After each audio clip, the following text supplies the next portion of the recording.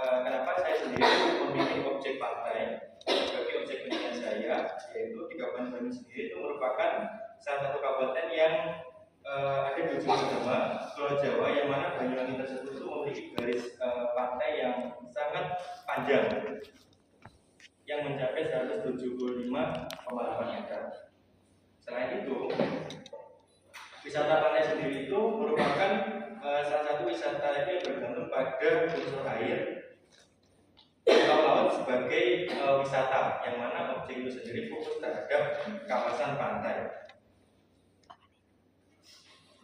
Dan kenapa di sini saya memilih Pantai Gumukantong? Pantai Gumukantong itu sendiri yang mana merupakan salah satu pantai di Kecamatan Puncak yang dulunya itu sebagai tambak yang tidak terawat, sehingga dari situ muncullah sebuah inisiasi dari masyarakat setempat yang menjadikan pantai tersebut itu menjadi salah satu objek atau destinasi pariwisata.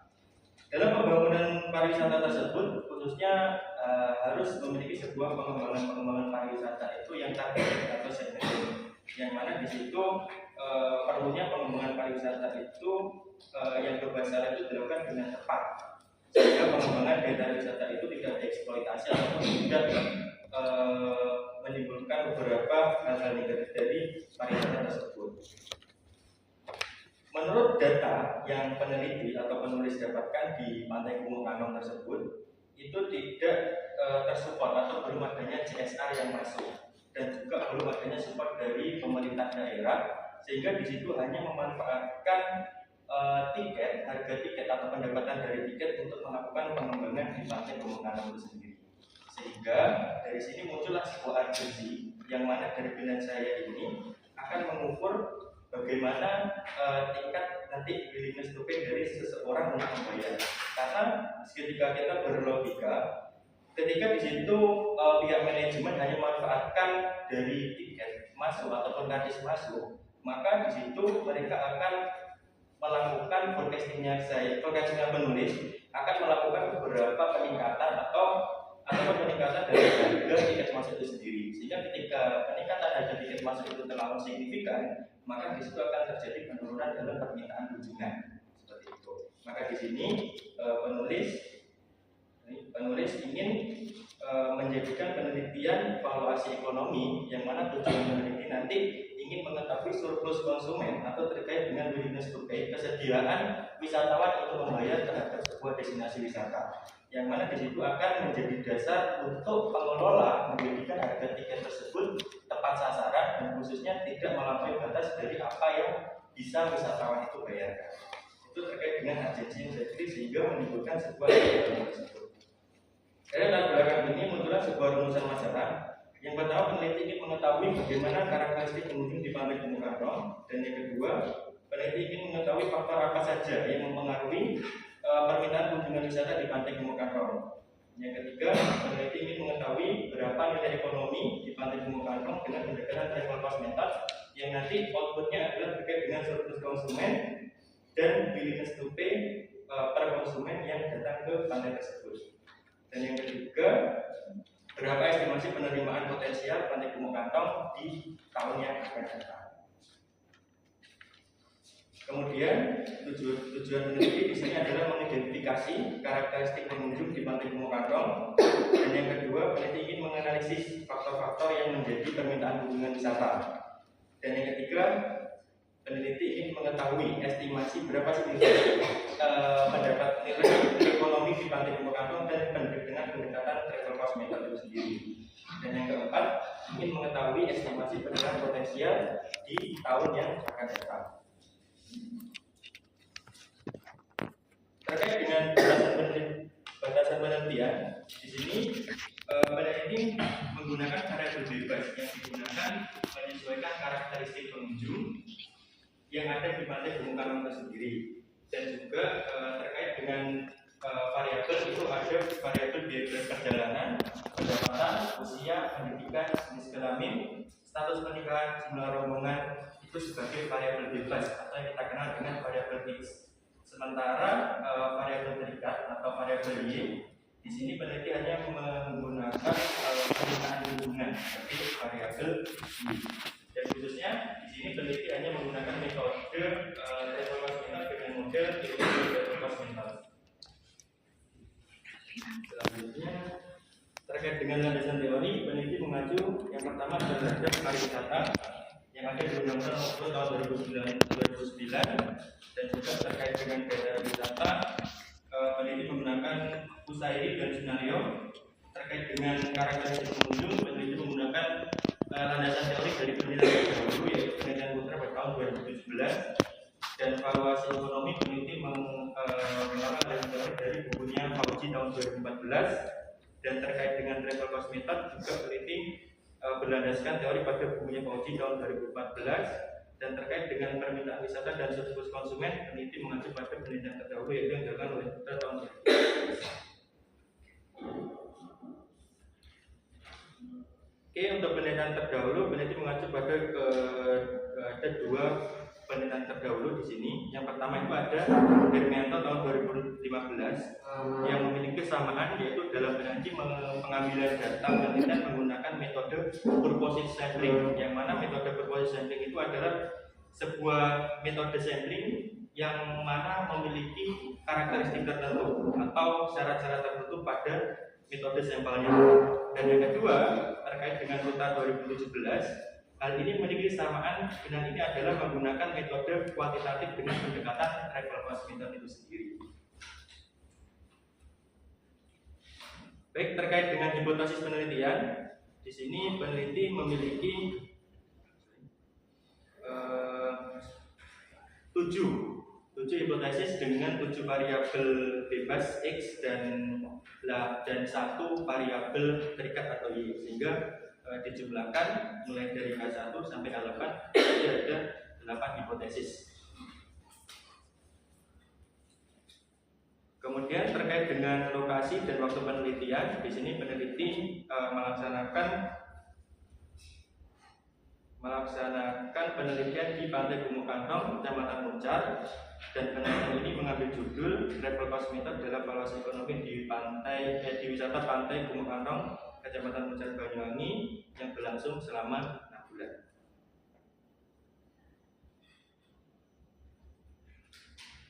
Terkait dengan metode penelitian, penulis menggunakan metode kuantitatif dengan pendekatan travel cost method atau TCM dengan model individual travel cost (ITCM). Dengan teknik pengumpulan data, yang pertama data primer, saya mengambil wawancara dengan wawancara semi terstruktur, dan kedua adalah observasi untuk mengetahui beberapa masalah yang terjadi di sana, dan juga kuesioner dan responden untuk menambahkan data yang saya ambil. Dan juga peneliti menggunakan data sekunder dari studi literatur dan beberapa dokumentasi sebagai pendukung. Kemudian terkait dengan analisis data, yang pertama ada uji statistik deskriptif. Uji ini digunakan untuk mengetahui karakteristik pengunjung, yang mana dari beberapa responden mengisi sebuah data yang nanti saya hanya olah menggunakan Excel dengan menggunakan metode deskriptif yang hanya dideskriptifkan dari berbagai data yang saya dapat.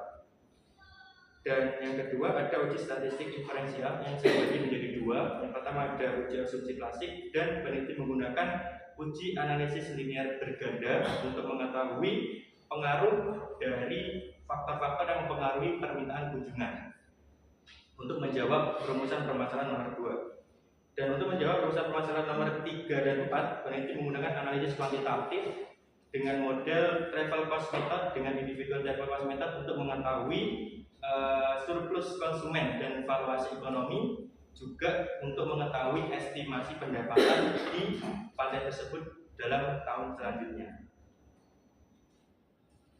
Berikut adalah kerangka pemikiran dari peneliti. Yang pertama,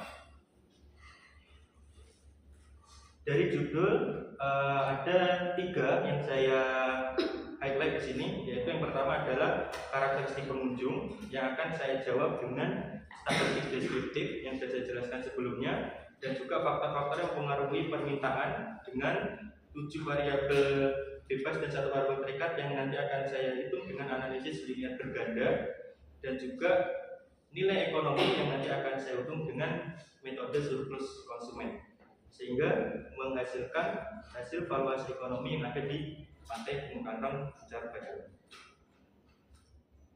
Baik, mungkin itu aja yang bisa saya sampaikan. Terima kasih banyak atas waktunya. Saya berikan ke moderator. Oke, intinya seperti itu. Silakan, ada yang ditanyakan?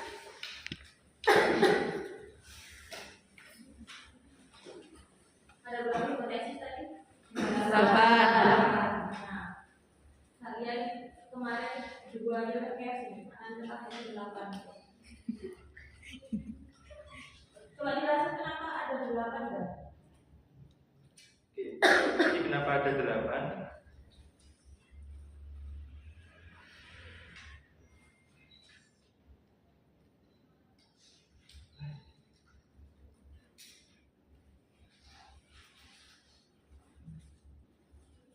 Oke, yang pertama kenapa ada 8? Yang pertama saya mengacu pada karakteristik pengunjung, di mana karakteristik pengunjung itu didasarkan dengan pendapatan, usia, pendidikan, dan status. Yang itu nanti akan saya hitung dengan faktor-faktor yang mempengaruhi permintaan kunjungan. Di situ saya juga mengacu pada penelitian terdahulu, yang mana di dalam penelitian terdahulu juga ada 8 variabel dan 1 variabel terikat. Sehingga saya selain mengacu pada penelitian terdahulu, saya juga mengacu pada variabel terkait dengan permintaan kunjungan itu sendiri. Jadi menganalisis beberapa faktor-faktor. Itu sih. Namun kemarin sempat juga sih direvisi beberapa karena memang ini terlalu banyak sehingga ada beberapa revisi dari beberapa dosen itu untuk mencari beberapa teori lain terkait dengan bukunya dari Wauji, karena ini kan sempro ya. Jadi di sini sempro belum saya hapus dan kemarin dihapus menjadi sekitar 5 variabel saja. Karena ketika 8 hitungannya itu juga terlalu terlalu berat nanti di pengolahan data. Jadi yang lain? Yang kalian berubah yang mana? Nanti giliran kalian deh yang depan itu.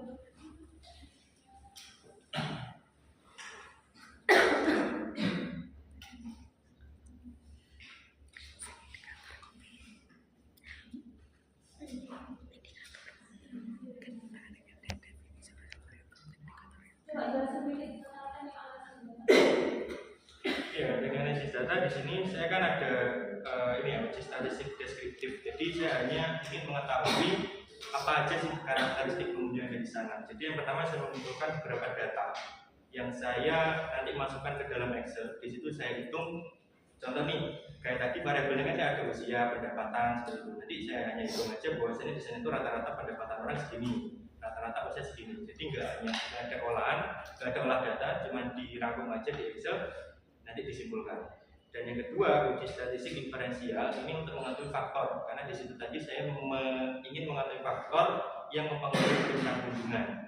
Yang mana itu juga kalau di saya itu hasil dari ini akan berpengaruh ke yang sini. Tapi di sini saya tuliskan dulu. Jadi di statistik inferensial itu kan saya menggunakan linear berganda. Kenapa berganda? Karena saya lebih dari satu hipotesis. Kalau satu hipotesis kan namanya sederhana, makanya saya menggunakan berganda. Saya tadi udah bilang ada uji asumsi klasik dan uji linear berganda, karena memang sebelum ke berganda itu harus melalui uji asumsi klasik dulu. Jadi untuk mengetahui bahwa data itu valid, ada 3 sebenarnya. Ini akan multikolonialitas, heteroskedastisitas, dan satunya lagi saya lupa. Nah itu kan nanti setelah itu baru ke selanjutnya yaitu uji linear berganda. Jadi data bisa dianggap valid ketika sudah melalui uji asumsi klasik dulu, sehingga nanti langsung ke heteroskedastisitas. Ke linear berganda. Hasil dari linear berganda saya nanti itu muncul dari koefisien dari linear berganda saya, koefisien R itu saya masukkan di analisis kuantitatif, yang mana di sini nanti akan menjadi rumus dibagi akan menjadikan hasil dari surplus konsumen saya. Jadi surplus konsumen itu adalah ambang batas seberapa sih orang bisa membayar untuk sebuah produk. Kalau biasanya surplus konsumen itu digunakan perusahaan untuk produk, tapi di sini saya menguji ini saya lakukan untuk menganalisis bagaimana diterapkan di sebuah destinasi wisata. Yang mana ternyata destinasi wisata itu bisa, tapi dengan dasar atau basicnya itu dari biaya perjalanan yang dikeluarkan oleh wisatawan. Makanya dasarnya adalah willingness to pay yang nanti dihitung dengan koefisien dari linear berganda ini dan dimasukkan ke rumusnya surplus konsumen dengan outputnya adalah valuasi ekonomi dan juga harga surplus konsumen per satu orang gitu. Makanya di situ hasil saya adalah dibuat dasar mereka ambang batas untuk menjual harga tiket itu segini. Ketika itu melampaui, maka bisa jadi forecastingnya adalah permintaan kunjungan akan turun. Bisa jadi tingkatnya. Jadi ada dua tahapan di situ. Cari dulu hipotesisnya seperti apa, hasilnya bagaimana, baru dari situ nanti di analisis berikutnya. Memakai metode apa tadi? Metode apa? Surplus konsumen. Surplus konsumen. Silakan yang lainnya yang ditanyakan atau tidak. Jadi ada dua aliran di situ. Cari tahu dulu terkait sama kuantitatifnya, terkait sama hipotesisnya dulu, lalu yang apa. Kalau memang benar hasilnya di situ adalah pengaruhnya itu signifikan, baru di gitu ya. Kalau hasilnya tidak berpengaruh, apa yang harus dilakukan? Kebetulan kemarin berpengaruh, Bu. Kalau tidak, karena kan di sini kan sebenarnya tidak berpengaruh atau berpengaruh itu kan tergantung dari ibu. Yang saya dapatkan itu adalah hasil koefisiensinya saja, Bu. Dari tingkat bagaimana variabel itu mengaruhi koefisiensinya, ada berapa angkanya di situ. Jadi yang saya dapatkan hanya itu saja. Jadi yang saya simpulkan dari hasil koefisien itu untuk menghitung ini. Ketika tidak berpengaruh, maka saya simpulkan aja di kesimpulan bahwasanya terkait dengan faktor permintaan itu tadi, itu memang variabel yang saya tulis berapa sampai 5 sampai 9 itu tadi memang tidak mempengaruhi dari variabel terdekat. Itu sih.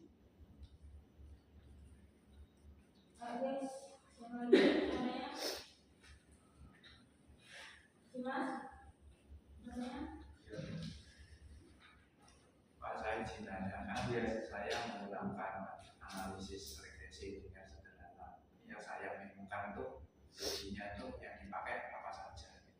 Oke, kalau terkait uji kan biasanya kan ada uji validitas dan reliabilitas. Nah, maaf ya, saya juga agak lupa-lupa dikit. Jadi kan pertama kan untuk menguji kuesionernya kita menguji dulu kuesionernya dengan uji validitas dan reliabilitasnya itu tadi. Jadi untuk tahapan kalau regresi itu pasti ada itunya dulu. Karena kita menyebar kuesioner, maka valid nggak kuesioner kita, reliable nggak. Nah, setelah itu valid dan reliable, biasanya masuk ke asumsi klasik tadi. Itu asumsi klasik yang mana diuji dengan ada 3. Heteros, multikolenialitas, sama apa satunya saya lupa juga. Normalitas ya dari itu. Nah 3. Setelah itu kan, jadi kan kalau tadi kan tahapan untuk uji kuesioner. Dan yang kedua, yang asumsi klasik itu untuk uji data kita. Nah, ketika data kita itu tadi ketika itu tidak lolos, maka yang harus kita lakukan adalah ngambil data lagi. In case saya dulu memang di sini uji saya itu nggak bebas heteros. Normal bebas, multi kolonial bebas gitu kan, terus tapi nggak bebas gitu.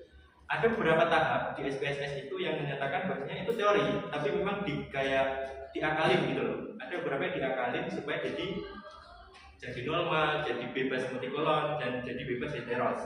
Kalau setelah diakalin itu memang tidak bisa, ya otomatis kita harus ambil data lagi, gitu ya, harus ambil data lagi di SPSS. Karena ketika uji asumsi klasik itu nggak lolos, kita nggak bisa langsung ke analisis regresi. Itu nggak bisa. Baru ketika uji asumsi klasik itu lolos, kita langsung ke uji regresi. Nah, linear atau sederhana, berganda atau sederhana, itu tadi.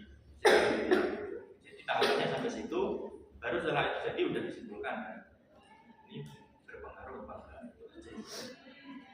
Itu sih terkait dengan kalau regresi linear. Izin menambahkan tadi Pak. Katanya tadi untuk ke regresi linear berganda itu kan harus lolos di uji asumsi klasik. Nah, untuk lolosnya itu seperti apa Pak? Nah, biasanya kan gini, ada yang namanya data error. Makanya kan ketika kita uji di SPSS, kalau kita benar-benar jujur, ya kan, kita nggak bisa manipulasi, tahu kan? Nah, makanya kenapa sih kadang ada bilang ke saya, kenapa sih data nggak kita isi sendiri aja, kan tinggal olah-olah jadi. Data itu ternyata dulu saya mikirnya gitu, udah data jadi beres gitu kan. Makanya ketika saya udah tahu, ternyata ketika data itu nanti kita ngisinya itu nggak runtut, nggak sesuai dengan kita, itu pun nggak akan lolos di situ, nggak akan lolos di uji-uji asumsi tadi. Apalagi diuji sebelumnya yang validitas dan reliabilitas. Itu kan kuesioner. Kalau udah data, contoh nih, kalian menganalisis dan responden kalian, ada teman-teman kalian, wes pokoknya isian kayak gitu kan. Nah, ketika teman-teman mengisi sangat baik semua, itu nanti bakal ngaruh ke uji asumsi kasihnya. Apalagi orang responden yang isinya itu ngawur, gitu loh, tidak sesuai. Itu bakal ngaruh ke ujinya kalian di asumsi klasik itu tadi. Itu yang biasanya menjadikan uji kita itu nggak bebas. Karena apa? Data yang kita ambil itu nggak normal.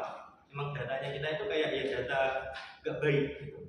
Seperti itu. Makanya ketika itu nggak bisa, ada cara itu untuk ngakalin. Di SPSS itu ada beberapa teori. Nanti teman-teman bisa cari di buku, itu ada caranya, itu direndahkan apanya gitu pokoknya. Dulu saya pernah seperti itu mencoba, itu saya rendahin hampir itu cuma lolos normal dan multi, heterosnya nggak lolos. Sehingga ya apa yang kita lakukan, berarti kan data kita kan nggak pas gitu kan. Sehingga saya melakukan penyebaran kuesioner lagi sampai datanya itu pas. Itu makanya penelitian yang mungkin agak lama ya untuk kuantitatif itu di situ. Karena kita kan berbasis angka. Kalau memang dari angka udah nggak lolos, ya udah berarti data kita nggak pas. Jadi harus lolos ketiganya. Iya, harus lolos ketiganya. Dan itu harus dibuktikan. Karena memang ketika kita kok tiba-tiba udah ngisi regresi gitu kan, itu nggak mana uji asumsi klasik dulu gitu. Sebelum uji asumsi klasik pun teman-teman harus melewati validitas dan reliabilitas. Gitu. Jadi ada 3 tahapan. Makanya kalau di berganda itu sebenarnya banyak sekali tahapan dan itu membuat pusing. Tapi kalau data kita udah valid ya, benar-benar yang bagus, itu 1 kali klik selesai. Benar. Itu sangat mudah sekali karena kita kan terbang SPSS. Cuman kita kalau dengan kuantitatif itu kita momennya ada ketika data kita nggak normal, nggak bebas multi, nggak bebas heteros, itu pusing sekali. Harus bagaimana gitu. Nah itu sih yang enaknya kuantitatif dan nggak enaknya kuantitatif. Itu aja. Ada lagi menjawab nggak? Nanti ada treatmentnya sendiri. Iya. Nanti tidak lolos uji, ada beberapa yang harus kita lakukan di Pak Nanda itu, atau malah mungkin sampai ganti metode. Uji normalitas itu jenisnya banyak di situ. Ya, ada yang Blackstone, terus mau apa gitu, ada istilahnya gitu. Nah, itu mereka punya kayak data sendiri gitu, berapa asumsinya mereka itu harus lolos uji, kayak misalkan harus lebih dari 0,5, harus lebih dari berapa dan sebagainya gitu. Kolmogorov seminar. Nah, biasanya yang paling bermasalah di Kolmogorovnya itu, Kolmogorov nggak lolos terus ganti dasar kayak gitu. Ya. Berarti sebelum masuk ke regresi linear sederhana ada uji instrumen penelitian sama Normalitas. Instrumen itu yang saya maksud uji kuesioner tadi loh, yang itu. Biasanya kan uji validitas dan reliabilitas itu tadi. Berarti kita nggak bisa langsung lakuin pakai regresi linear sederhana. Bisa sih sebenarnya, cuman kan kita kan itu kan hanya apa ya, valid gak kuesioner yang kita kasihkan gitu kan, valid gak pertanyaan-pertanyaan kita gitu. Makanya kenapa ada penelitian terdahulu itu karena kita ya udah ngambilnya dari situ, dan itu ketika kita uji pun juga udah lolos langsung gitu. Makanya biasanya kan penelitian terdahulu itu kan selain sebagai apa ya,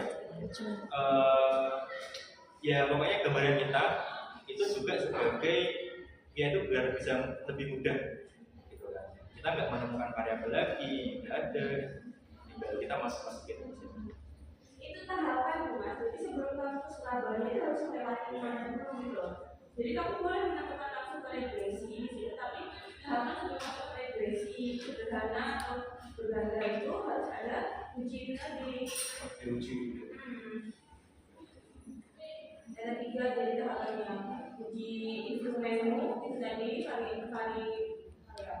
variabilitas sama uji validitas, terus habis itu normalitas, baru uji hipotesis itu.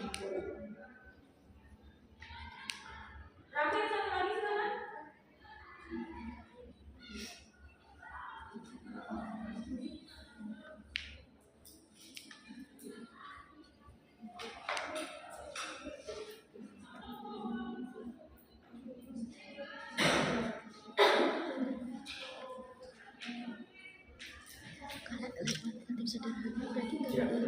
Terkait tiga langkah uji tadi, apakah analisa regresi linear itu yang pernah atau ada untuk pembahasan kepada ujian?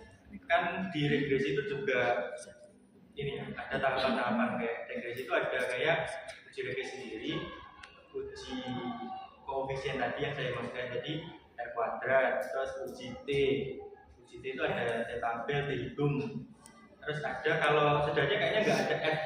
Kalau saya kan berganda ada F itu F tabel itu tadi. Itu sih yang saya ingat. Berarti uji tes sama uji itu di tahapan Regresi itu ya. Jadi masuk di regresi yang berganda tadi. Itu cakupannya. Jadi banyak lagi uji-ujinya nanti. Situasi tergantung nanti dari metodenya kita pakai metodenya apa.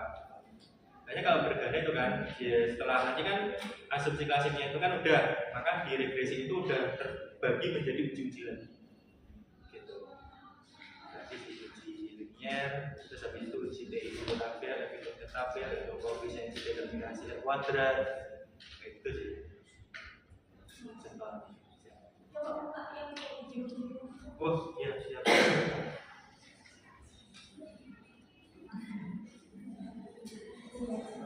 Oh ini sih bu. Langkah saya.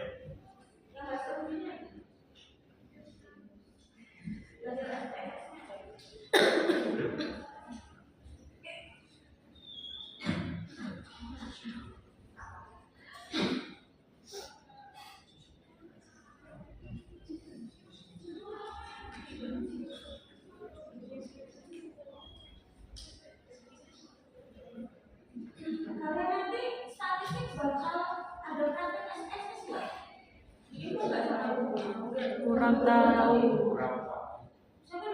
Bu Tita.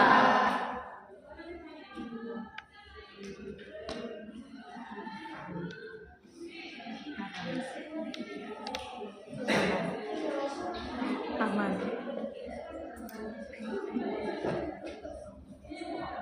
Udah ada yang pernah buka SPSS?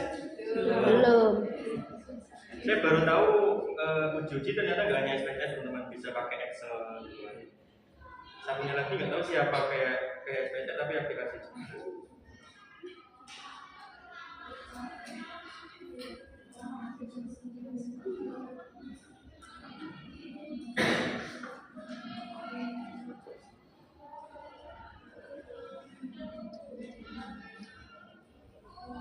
Ini saya jadinya pakai yang tiga.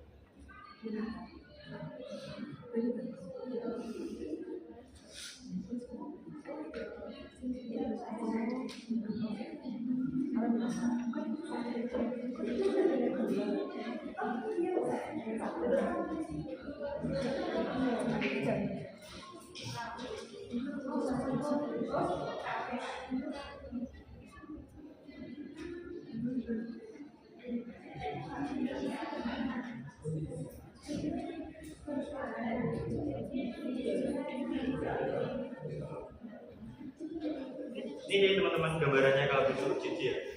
Jadi yang pertama kan ini ya, masukin. Saya juga mungkin agak ini ya, agak perlu ngulang juga. Kan masukin ini ya, ini kan variabel, ini kan variabel y, nanti kan tinggal dimasukin ini hasilnya nanti di sini.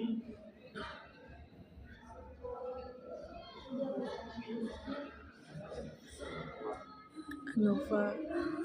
Ini kan ada kayak koefisien juga.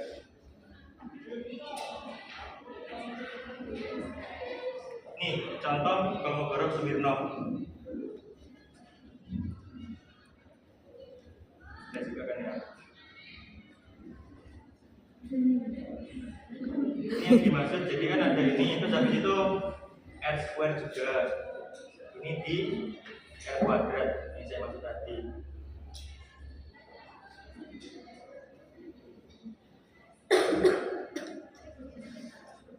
Ini ada signifikansinya dari T tabel juga. Jadi saya perlu buka juga nih.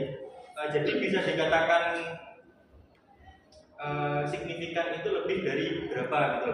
Lebih dari berapa T tabel nanti bisa dikatakan signifikan. Nah, teman-teman coba buka lagi. Ini FIR ini adalah F tabel. Jadi nilai toleransi lebih besar sama berapa dari FIR itu. Jadi ini sebagai contoh saja. Karena kalau ngomong seperti itu nanti juga panjang ya, tuntutannya juga panjang.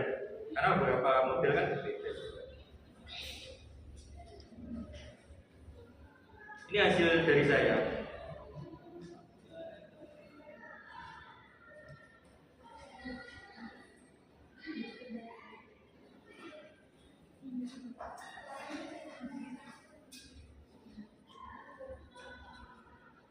Baca sih teman-teman. Kalau ada yang ditanya. Oke, cukup. Ada lagi?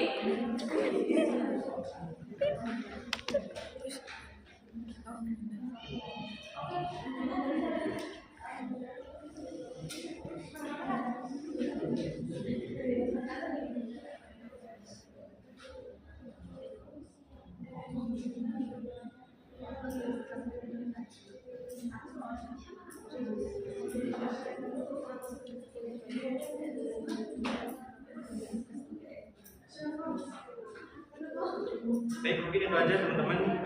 Mohon maaf juga. Nanti kalau semisal ada yang ingin minta PPT juga, apa minta aja. Oke, gitu aja, nanti bisa menghubungi aja. Gak apa-apa, nanti bisa share. Mungkin itu saja, saya kembalikan ke buat. Terima kasih ya teman-teman. Sama-sama.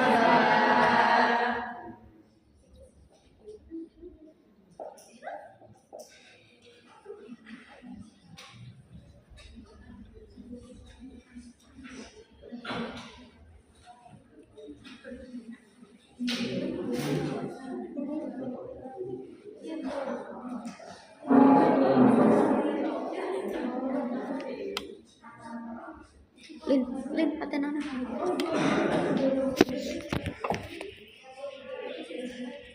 Berangkat lagi.